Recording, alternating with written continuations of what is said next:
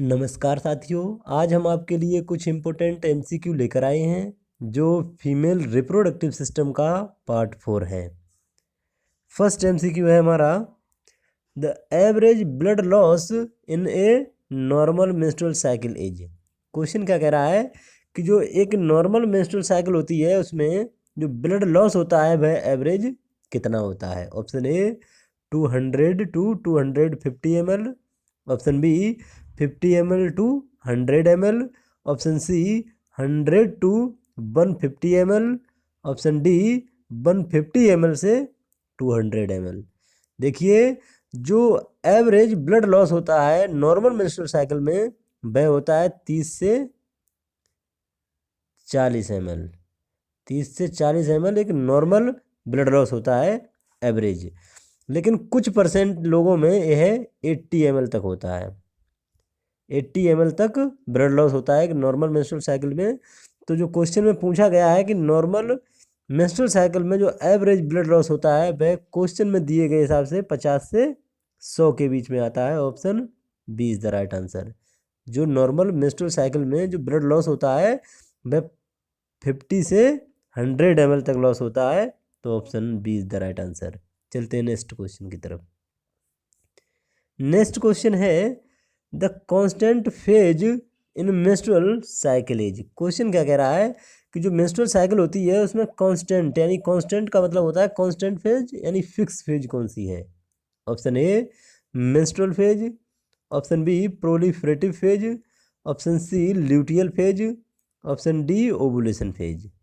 देखिए, जो menstrual phase होती है वह 1 से 4 दिन तक होती है, और जो प्रोलिफरेटिव फेज होती है यह 5 से 14 दिन तक होती है, और जो ओवुलेशन होता है वह प्रोलिफरेटिव फेज के एंड में होता है, और जो ल्यूटियल फेज होती है वह ओवुलेशन के बाद 15 से 28 दिन तक होती है, और जो ओवुलेशन होता है वह 14वें दिन होता है, और यह प्रोलिफरेटिव फेज के एंड में होता है। क्वेश्चन में जो पूछा गया है कि जो कांस्टेंट फेज होती है मेंस्ट्रुअल साइकिल की वह कौन सी है, तो option C is the right answer. जो ल्यूटियल फेज होती है वह कांस्टेंट रहती है, और एक कितने दिन की रहती है, 14 डेज की। ये कांस्टेंट रहती है। मान लीजिए किसी फीमेल में अगर जो पीरियड है वह 34 डेज का है, 34 दिन का अगर पीरियड है, तो उसमें जो ओवुलेशन होगा वह 20वें दिन होगा। तो जो 14 दिन का जो टाइम पीरियड है, जो ल्यूटियल फेज का टाइम होता है वह एकदम कांस्टेंट रहता है, और वह 14 दिन का रहता है, और वेरिएशन होता है किसमें, प्रोलिफरेटिव फेज में। क्वेश्चन में जो पूछा गया है option C is the right answer. चलते हैं नेक्स्ट क्वेश्चन की तरफ। नेक्स्ट क्वेश्चन है, ovulation in female with 36 day cycle occur between. Question क्या कह रहा है कि अगर किसी फीमेल में 36 डे का साइकिल है तो ओवुलेशन जो होता है वह किस दिन होगा। ऑप्शन ए 14 से 18 डेज, ऑप्शन बी 30 से 34 डेज, ऑप्शन सी 20 से 24 डेज, ऑप्शन डी 8 से 12 डेज।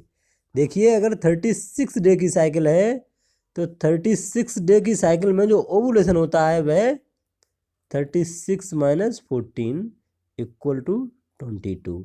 जो ओवुलेशन होता है वह 22 डेज पर होगा, क्योंकि अगर 36 डे की साइकिल होती है तो जो सीक्रेटरी फेज होती है वह कांस्टेंट रहती है, उसको ल्यूटियल फेज भी कहते हैं, और ये कांस्टेंट रहती है, 14 दिन की रहती है।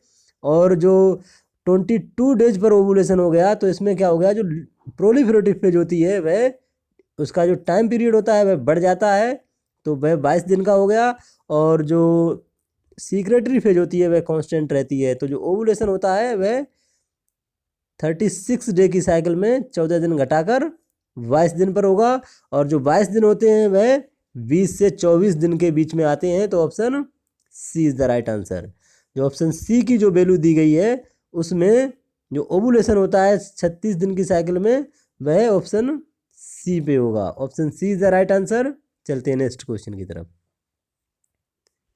नेक्स्ट क्वेश्चन है, in phase the phase in which lining cell of ovarian follicle are stimulated by luteinising hormone to develop the corpus luteum to produce progesterone and oestrogen is.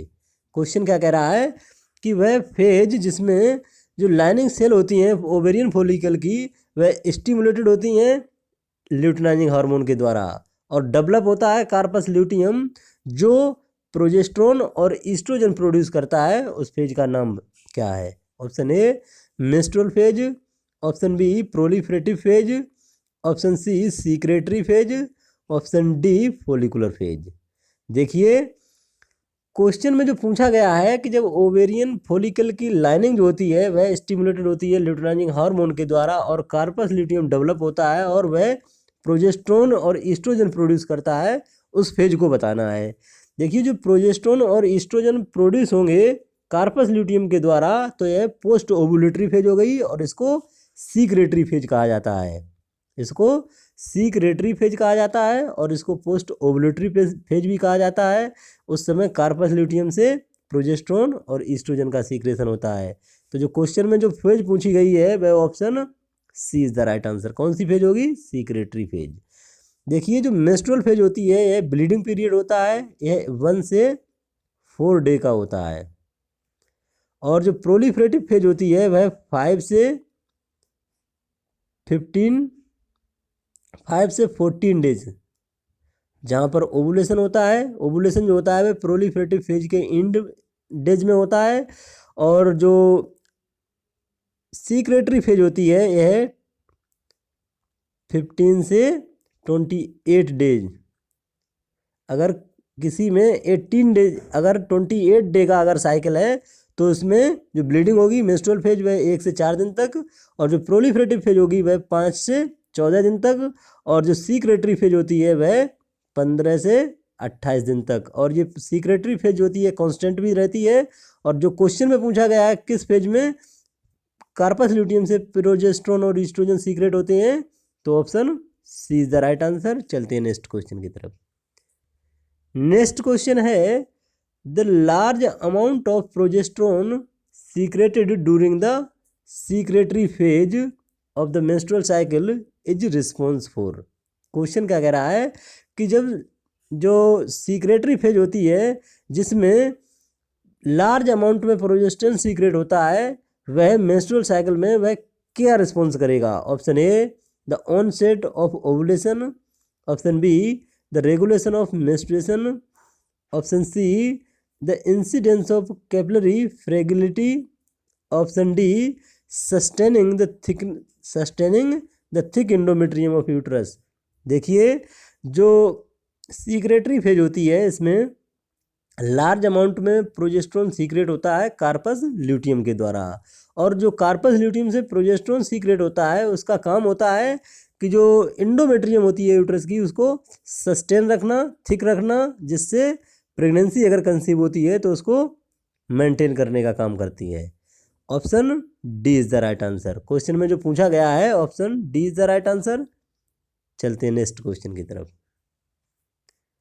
Next question है the entire transitional phase between sexual maturity and menopause is called. Question क्या कह रहा है कि जो entire transitional phase between sexual maturity and menopause is called. Question में जो पूछा गया है कि जो सेक्सुअल मैच्योरिटी से मेनोपॉज के बीच में जो ट्रांजिशनल फेज होती है वह क्या कहलाती है? Option A menarche, option B climacteric, option C puberty, option D thelarche. देखिए जो थैलार्के होता है यह है डेवलपमेंट ऑफ ब्रेस्ट वुड। जब ब्रेस्ट वुड डेवलप होते हैं उसको थैलार्के कहते हैं और यह प्यूबर्टी का फर्स्ट साइन होता है, प्यूबर्टी का फर्स्ट साइन होता है थैलार्के। और जो मिनार्के होता है यह प्यूबर्टी का लास्ट साइन होता है, प्यूबर्टी का लास्ट साइन होता है वह मिनार्के होता है। और जो प्यूबर्टी होती है वह development of sexual secondary sexual characteristic जो होती हैं जिनका डेवलपमेंट होता है उसको प्यूबर्टी कहते हैं। और जो इंटायर ट्रांजिशनल फेज होती है जिसमें सेक्सुअल मैच्योरिटी से मेनोपॉज के बीच में उसको क्लीमेक्टेरिक कहते हैं। Option B is the right answer. जो इंटायर ट्रांजिशनल फेज होती है उसको क्लीमेक्टेरिक कहते हैं। Option B is the right answer. चलते हैं नेक्स्ट क्वेश्चन की तरफ। नेक्स्ट क्वेश्चन है, if the women does not feeding her child the menstrual flow will be probably resumed within. Question क्या कह रहा है कि अगर एक वुमेन अपने बच्चे को फीडिंग नहीं करा रही है तो जो मेंस्ट्रुअल फ्लो होता है वह कितने दिन में स्टार्ट हो जाएगा दोबारा से। ऑप्शन ए 2 से 4 week after delivery, option B 8 से 10 week after delivery, option C 4 से 6 week after delivery, option D 6 से 8 वीक आफ्टर डिलीवरी। देखिए जो मेंस्ट्रुअल फ्लो होता है, जो फीडिंग ब्रेस्ट फीडिंग जो होती है वह कंट्रासेप्शन की तरह काम करती है। अगर कोई मदर जो है अपने बच्चे को लगातार फीडिंग कराती है तो वह नेचुरल कंट्रासेप्शन की तरह काम करता है। अगर जो मदर अगर अपने बच्चे को फीडिंग नहीं कराती है तो उसमें जो मेंस्ट्रुअल फ्लो होता है वह 6 to 8 वीक, यानी ऑप्शन डी जो है 6 से 8 वीक आफ्टर डिलीवरी, डिलीवरी के 6 से 8 वीक के बाद जो मेंस्ट्रुअल फ्लो होता है वह दोबारा से स्टार्ट हो जाएगा। तो option D is the right answer. Next question है, the onset of menstruation is called. Question क्या कह रहा है, जो मेंस्ट्रुएशन होता है उसका ऑनसेट होना यानी स्टार्ट होना क्या कहलाता है। Option A ovarian cycle, option B andropause, option C menopause, option D menarche. देखिए जो मेंस्ट्रुअल साइकिल होता है इसका ऑनसेट होना यानी स्टार्ट होना यह है एडोलसेंट में। जो एडोलसेंट गर्ल होती हैं, एडोलसेंट में क्या होता है फर्स्ट टाइम स्टार्ट होता है वह 12 से 15 ईयर के बीच में स्टार्ट होता है फर्स्ट टाइम, उसको मिनार्की कहते हैं। Option D is the right answer. जो मीनोपाउज होता है इसमें क्या होता है कि ओल्डर वुमेन जो होती हैं उनमें जो मेंस्ट्रुअल साइकिल होता है उसका सिजेशन हो जाता है यानी स्टॉपेज हो जाता है, तो उसको मीनोपाउज कहते हैं। एंड्रोपाउज मतलब होता है एंड्रो, इसमें हो गया मेल, और पाउज मीन्स होता है स्टॉपेज। जो एंड्रोजन जो टेस्टोस्टेरोन होता है उसका जो प्रोडक्शन होता है वह स्टॉपेज हो जाता है, उसको एंड्रोपाउज कहते हैं। ओवेरियन साइकिल क्या होता है, इसमें 3 फेजेज होती हैं, फोलिकुलर, ओवुलेशन और ल्यूटियल फेज होती है।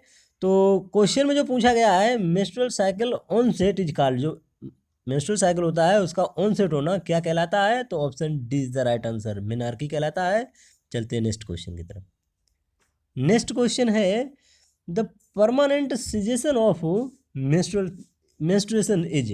क्वेश्चन क्या कह रहा है कि जो परमानेंट सिजेशन यानी स्टॉपेज हो जाता है मेंस्ट्रुएशन उसको क्या कहते हैं। Option A amenorrhoea, option B menopause, option C oligomenorrhoea, option D hypomenorrhoea. देखिए जो हाइपोमेनोरिया होता है इसमें क्या होता है, जो मेंस्ट्रुअल फ्लो होता है उसका अमाउंट डिफिशिएंट हो जाता है। डिफिशिएंट अमाउंट किसका हो जाता है, मेंस्ट्रुअल फ्लो का। और यह जो साइकिल होती है 2 दिन चलती है, लगभग ज़्यादा दिन नहीं चलती है। ओलिगोमेनोरिया में क्या होता है, जो मेंस्ट्रुअल साइकिल होती है वह प्रोलॉन्ग्ड हो जाती है, प्रोलॉन्ग्ड हो जाती है, और जो ब्लीडिंग होती है वह स्केंटी और इनफ्रीक्वेंट होती है। मीनोपाउज क्या होता है, cessation of permanent cessation of menstruation is called menopause. Option B is the right answer. Amenorrhoea में क्या होता है, अब्सेंस ऑफ मेंस्ट्रुअल साइकिल। इसमें क्या होता है, जो मेंस्ट्रुअल साइकिल होता है वह अब्सेंस हो जाता है, उसको एमनोरिया कहते हैं। और जिसका परमानेंट सिजेशन हो जाता है उसको मीनोपाउज कहते हैं। Option B is the right answer. चलते हैं नेक्स्ट क्वेश्चन की तरफ। नेक्स्ट क्वेश्चन है, endocrinological changes occurring during menopause include all the following except. Question क्या कह रहा है कि मीनोपाउज के समय जो एंडोक्राइनोलॉजिकल चेंजेज होते हैं वह सभी हैं केवल एक को छोड़कर। Option A fall in serum oestradiol level, option B fall in FSH, option C increase in LH level, option D increase level of androgen. देखिए जो मीनोपाउज होता है इसमें केवल और केवल जो ओवेरियन हार्मोन होते हैं वह डिक्रीज हो जाते हैं, और जो इंटीरियर पिट्यूटरी से एफएसएच और एलएच जो होते हैं वह हाई रहते हैं। तो क्वेश्चन में जो पूछा गया है कि मीनोपाउज के समय कौन से एंडोक्राइनोलॉजिकल चेंजेज होते हैं केवल एक को छोड़कर, तो इसमें हम देखते हैं कि जो फेल इन एफएसएच लेवल ये गलत है। Option B is the right answer. Except में पूछा गया है इसलिए जो ऑप्शन बी है वह गलत है, क्योंकि जो FSH होता है फोलिकल स्टिमुलेटिंग हार्मोन, इसका लेवल भी हाई रहता है जिस तरह LH का लेवल हाई रहता है। और जो ईस्ट्रोजन और प्रोजेस्टेरोन लेवल होते हैं इनका लेवल डिक्रीज हो जाता है। तो जो क्वेश्चन में पूछा गया है option B is the right answer. चलते हैं नेक्स्ट क्वेश्चन की तरफ। नेक्स्ट क्वेश्चन है the main cause of menopause is. Question क्या कह रहा है कि जो मीनोपॉज होता है उसका मेन क्या कारण होता है। Option A lack of progesterone, option B excess of progesterone, option C excess of estrogen, option D lack of estrogen. देखिए एक बार फिर इसमें हम आपको बताते हैं कि जो मीनोपॉज होता है उसमें जो ओवेरियन हार्मोन होते हैं, जो ओवेरियन हार्मोन होते हैं उनका लेवल जो होता है वह डिक्रीज हो जाता है। और जो इंटीरियर पिट्यूटरी के जो हार्मोन होते हैं वह हाई रहते हैं। ऑप्शन ए जो है लैक ऑफ प्रोजेस्टेरोन ये भी होता है, और ऑप्शन बी जो है एक्सेस ऑफ प्रोजेस्टेरोन ये गलत है, ये नहीं होता है। ऑप्शन सी जो है एक्सेस ऑफ ईस्ट्रोजन ये भी नहीं होता है। ऑप्शन डी जो है लैक ऑफ ईस्ट्रोजन ये होता है। क्वेश्चन में जो पूछा गया है मैन काउज, जो मैन काउज होता है वह ईस्ट्रोजन की कमी होती है, इस वजह से मीनोपॉज होता है। Option D is the right answer. जो ओवेरियन हार्मोन होते हैं प्रोजेस्टेरोन और ईस्ट्रोजन इनका लेवल जो है वह डिक्रीज रहता है। जो मैन होता है वह ईस्ट्रोजन होता है। लेवल प्रोजेस्टेरोन का भी डिक्रीज रहता है, लेकिन मेन रीजन इसमें पूछा गया है। Option D is the right answer. चलते नेक्स्ट क्वेश्चन की तरफ। नेक्स्ट क्वेश्चन है following are the complication of premature menopause except. Question क्या कह रहा है कि नीचे दिए गए जो कॉम्प्लिकेशन है प्रीमेच्योर मीनोपॉज की केवल एक को छोड़कर। Option A osteoporosis, option B infertility, option C decrease cardiovascular risk, option D vasomotor symptom. देखिए जो मीनोपॉज होता है इसकी कॉम्प्लिकेशन क्या रहती हैं। पहले तो प्री मेच्योर मीनोपॉज क्या होता है। जो मीनोपॉज होता है वह 35 ईयर से पहले अगर मीनोपॉज हो जाता है, चाहे वह नेचुरली हो या आर्टिफिशियल हो, तो उसको प्री मेच्योर मीनोपॉज कहते हैं। प्री मेच्योर मीनोपॉज की जो कॉम्प्लिकेशन होती हैं वह ओस्टियोपोरोसिस ये भी एक कॉम्प्लिकेशन होती है जो मीनोपॉज की होती है।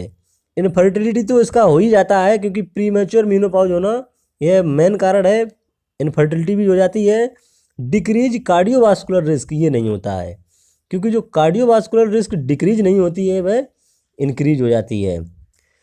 और वासोमोटर सिम्टम में क्या होता है, जैसे हॉट फ्लैश और नाइट स्वीट, ये वासोमोटर सिम्टम होते हैं। इसमें क्या होता है कि एक हॉट फ्लैश एक गरम जलन सी रहती है, और नाइट स्वीट मतलब रात में पसीना वगैरह आता है, इसको वेसोमोटर सिम्टम कहते हैं। क्वेश्चन में एक्सेप्ट में पूछा गया है तो option D is the right answer. क्यों? क्योंकि डिक्रीज कार्डियोवास्कुलर रिस्क नहीं होता है, क्योंकि ये रिस्क इंक्रीज हो जाती है। तो option C is the right answer.